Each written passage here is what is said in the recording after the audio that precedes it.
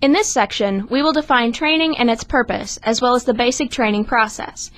Included within this process is how organizations identify training needs and select, implement, and evaluate training programs. Training is the process of teaching employees the basic skills they need to perform their jobs or for developing additional skills. The firm's training programs must make sense in terms of the company's strategic goals. For example, if one of the goals of the company is to expand its international market, then one of the things they may focus on is training their employees in multiple languages. Also, training is part of the larger issue of performance management. This is an integrated, goal-oriented approach to assigning, training, assessing, and rewarding employees' performance.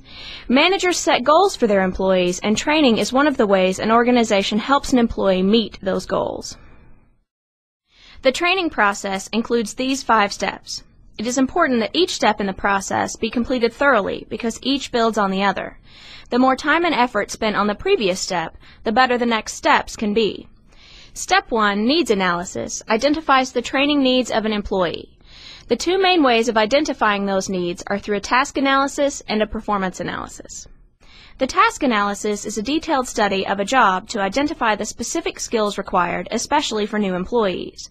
A task analysis record form can also be used. Here is an example of this form for a printing press operator.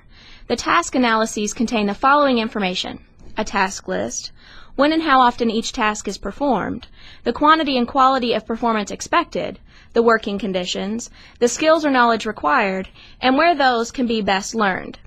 The second type of needs analysis is a performance analysis. The goal here is to verify if there is a performance deficiency and to determine whether that deficiency should be corrected through training or through some other means, such as transferring the employee.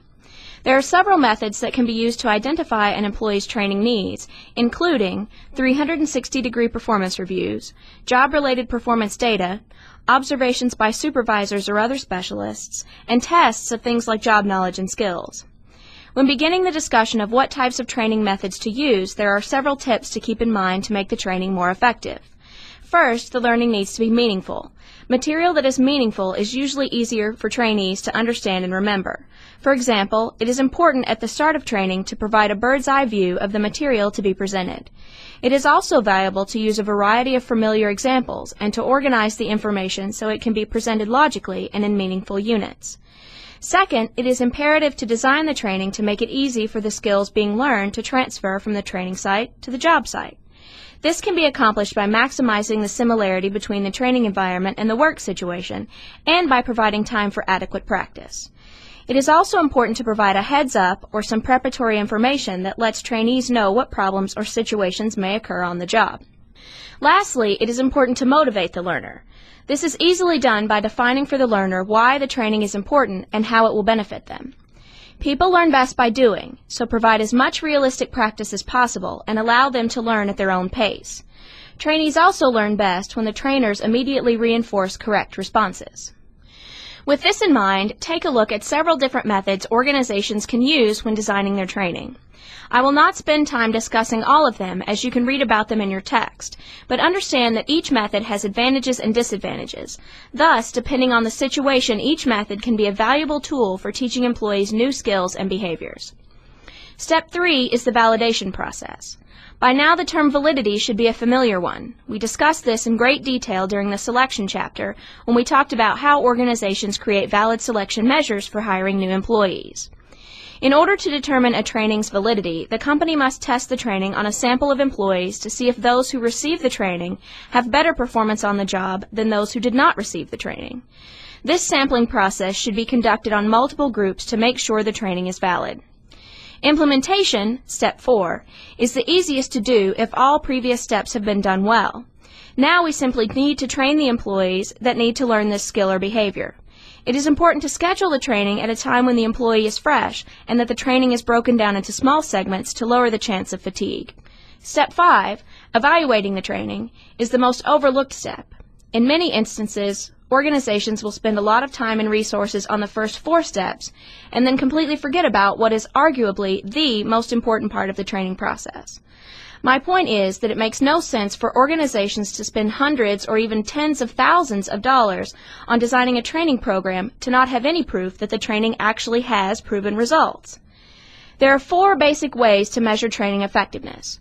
The first is the trainee's reaction to or perception of the training.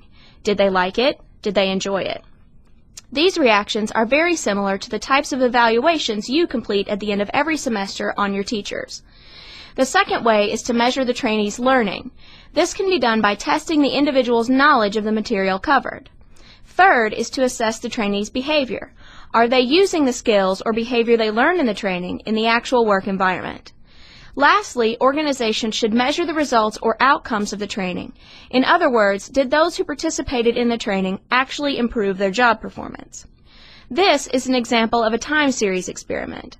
Before training, the company measures employee performance several times. In a perfect world, this is what all organizations hope to see as a result of training. Ultimately, what organizations want to see is a significant increase in employee performance, which is illustrated on the right side of the graph. In the end, if organizations can't track this and understand how training is affecting performance, then the training is not as effective as it could be. In conclusion, today we have discussed the basics of designing and implementing a training program. It is a complicated and time-consuming process, but in the end, a well-constructed training program is worth the effort, which must include all 5 steps.